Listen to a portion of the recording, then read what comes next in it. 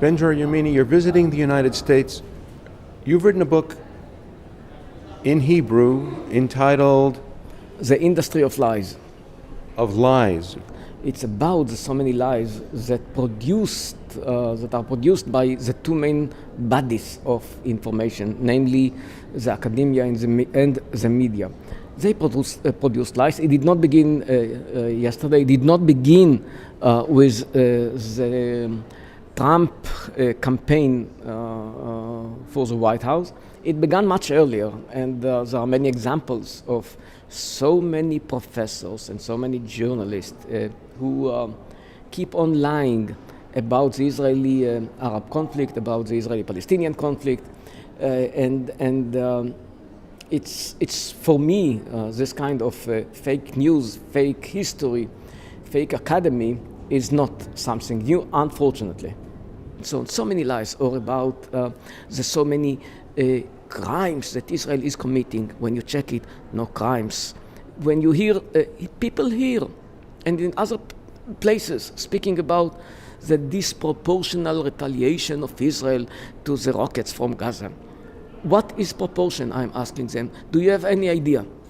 They have no idea what they're talking about. When you check the proportions, and when you compare between NATO, the United States, Britain, and Israel, in the same kind of battles, you find out that Israel is killing much less, absolutely and proportionally, which is more important than other armies. But you can find so many articles in Israel, in Britain, in the United States, in Europe, claiming that Israel is disproportionately killing innocent civilians. Comparing to what? They never say. Comparing to, let's check ourselves. They never do. I do it. I do it in my book. I present the facts, only facts. It has nothing to do with opinions. Everyone is allowed to his own opinions. I'm not sure that everyone is allowed to his own facts. That's what's happening in the media and in the academia for a long time now. How about the financial benefit to the news industry, the news media journalists, and the business of journalism? I'm not sure that they have any kind of economic benefit out of publishing lies. I think it's a trend. I think many times they think that the Palestinians are the underdog, and because they are the underdog, they should be supported, even if they lie, even if it is a manipulation, if it is fake news.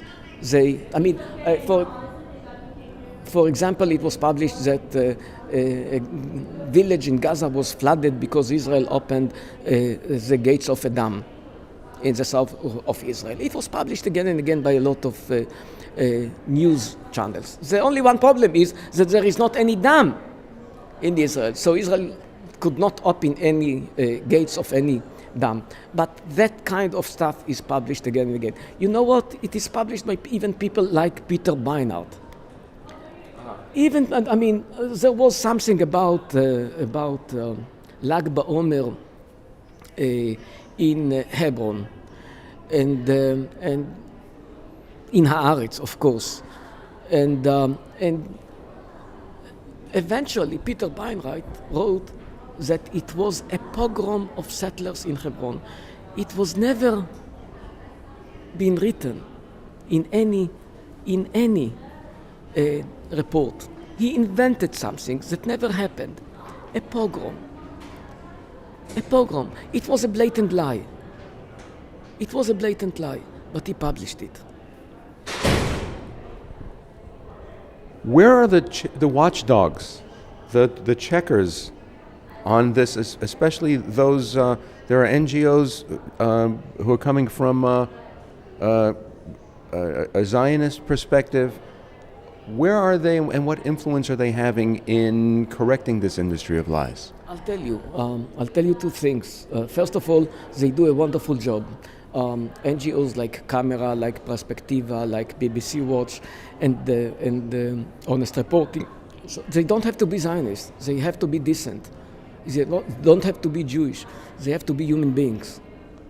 All what they have to do is to check what is published, and when you do it, you find out that so many lies are published Where is the problem? They expose the lies, by the way. They do a great job. Where is the problem? The problem is that their readership is not even 1% from the readership of the New York Times or Haaretz or other media channels. So actually, the lies prevail. The industry of lies prevail because the response is read only by very few. I hope the book will be